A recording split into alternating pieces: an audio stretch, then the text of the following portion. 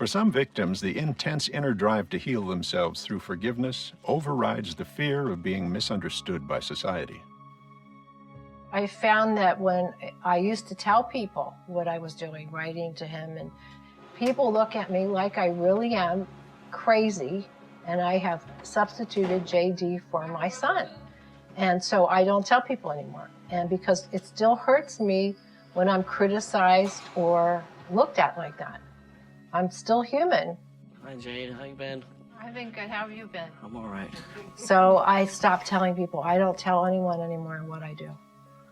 I had to stop because people were thinking I was nuts. Jane's only child, Max, was 23 years old when he was stabbed to death by a total stranger.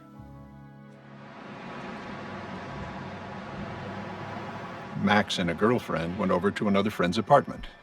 Instead of finding her at home, they found 20-year-old J.D. Class having a smoke in the courtyard.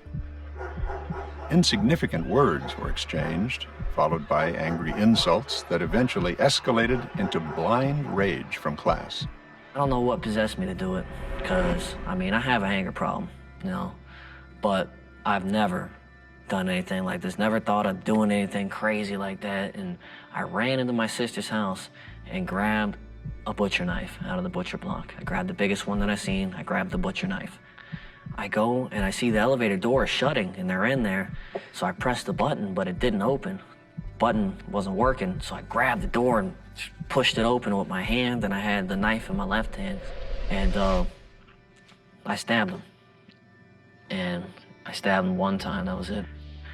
And the knife, it went all the way in, and that was it. No, you can't explain it, and people can't understand it. And anybody that tells you they can and hasn't lost a child is not telling you the truth. Forgiveness has nothing to do with condoning the act. I always thought he had to pay for what he did. We've come a long way. It's been 7 years now. Yeah, but, I guess, some people can't understand. I'm still not able to understand fully and grasp what you did for me, I'm very thankful and very, grateful, but I still really can't understand it. I tell people all the time, I'll get mad sometimes. People ask me too many questions, and I'll just tell them,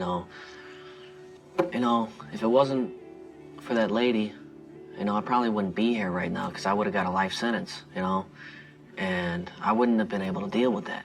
I probably would have killed myself. It's God's honest truth, I probably would have, so you saved my life in a way.